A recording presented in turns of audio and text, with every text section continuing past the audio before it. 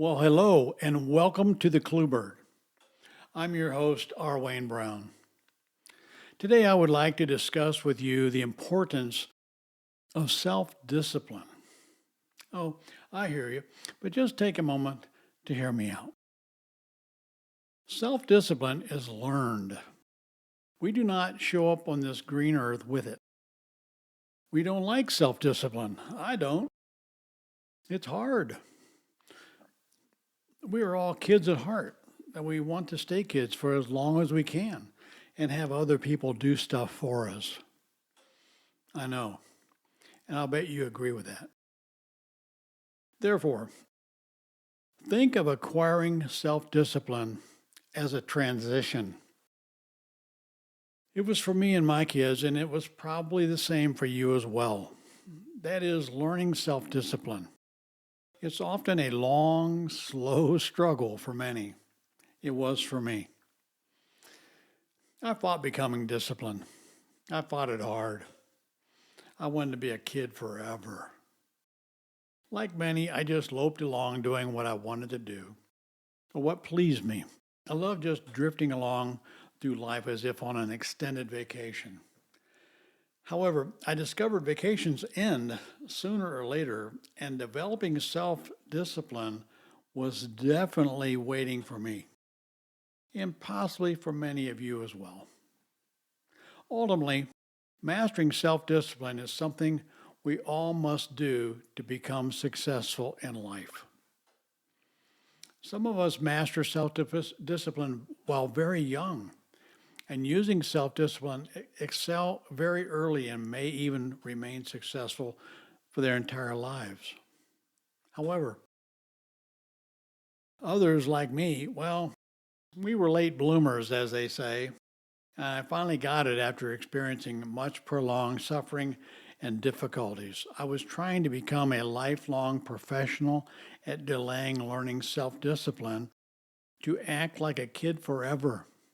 However, because of the subsequent needless suffering and pain I endured fighting to never learn self discipline, I can summarize my thoughts on this subject with three very hard earned tips.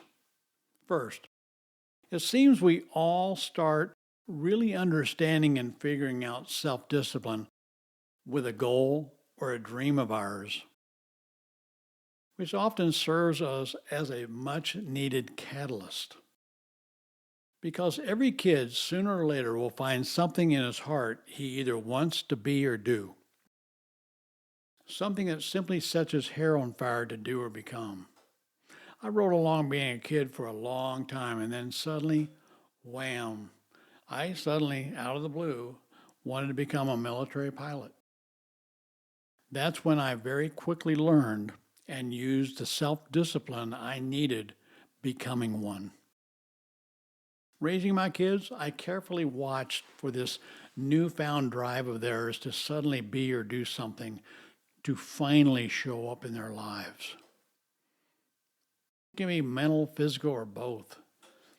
With many kids, it could be music, sports, theater, academics, for example. Also, something simple such as a guitar, a basketball, or maybe a set of figure skates often becomes the trigger needed to grow their dreams. You will probably notice the one day your child suddenly has a compelling interest in something for no apparent reason and seemingly just out of the blue. It's there. Hey, rejoice in it. But that's just a spark. It's a desire. It's a knowing or a feeling in someone's heart. They suddenly just desire something for whatever reason. And this is the magic moment when a desire or a dream is the catalyst for them to finally learn to use self discipline in its achievement. For example, let's say a sudden desire to become a college level basketball player becomes your kid's goal. Next, hey, you're out buying a new basketball, new shoes. You're finding basketball leagues around town for him to join. Installing a basketball hoop in the driveway might be next. And listening to hours of dribbling coming out of your now empty garage and even in the house Even the dog will want to move out. As you ask yourself, what happened to my kid? I treated the sudden change in my kids as an overdue gift. I knew my kids were finally excited about something. Sheesh. A goal was set. It was now a matter of self discipline, blending focused hard work with time. I just knew something great was coming. And as a parent, I could hardly wait to see the outcome. As their dad, it felt like getting a bag of popcorn and watching a great movie.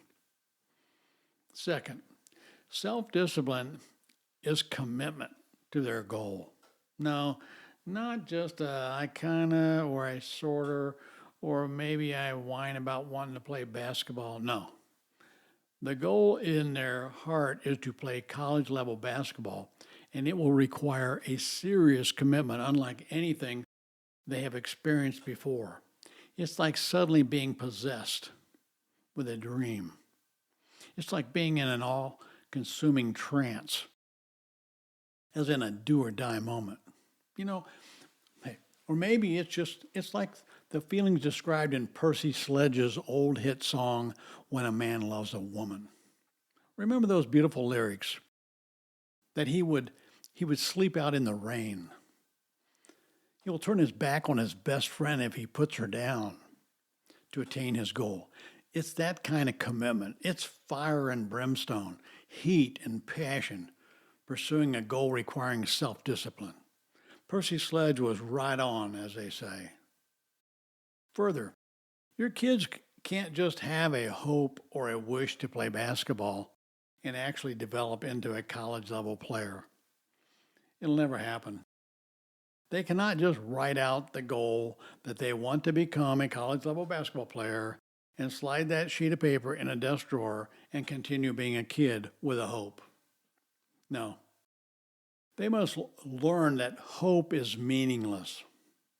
Hope is an empty promise, and it's devoid of the much needed self discipline, as they are still just now acting and being a kid. They must persist in nonstop effort to their goal's achievement. If it's out of sight, it's out of mind. Also, with a casual cavalier approach to a goal, the very first setback will probably end it, demonstrating their lack of self-discipline.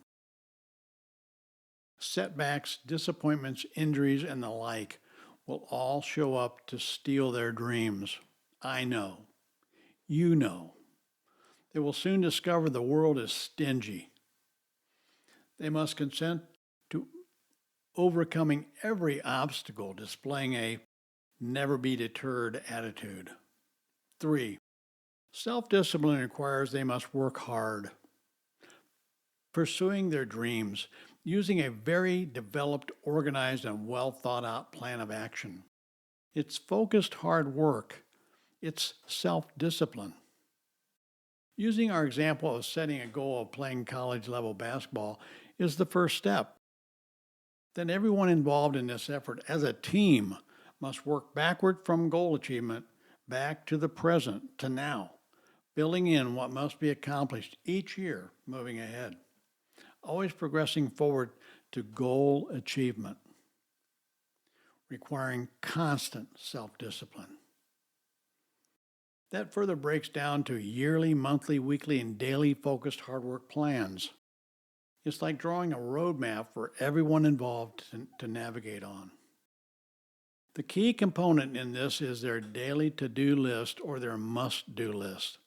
They must have a daily to-do list for all events for each upcoming day. It's where the rubber meets the road achieving their goal. They must learn that every day must be productive. It means they must get done what's on their must-get-done list, using a relentless self-discipline. So what I taught my kids about self-discipline was to, first, pursue in earnest what you feel in your hearts to do or become. Then, willingly consent to a nonstop, consistent effort of akin to like practically slave labor achieving those goals. Self-discipline at its finest. create and complete their daily must-do lists. This requires self-discipline, and it's where their plans get done or not. Have them never cheat themselves out of their dreams. I often told my kids to maintain self-discipline all the time. Focus singularly on their goal until its achievement. I also told them that after learning and successfully using self-discipline, they will know the secret to a lifetime of achievement. And they will achieve countless dreams in their lives, being the victors they were born to become. I would like to sincerely thank you for tuning in today. My hope is that you got something useful out of our discussion, and if you did, be sure to subscribe. Oh, and hot tip, until our next visit, I would like you to think about and consider how to earn the things that you want.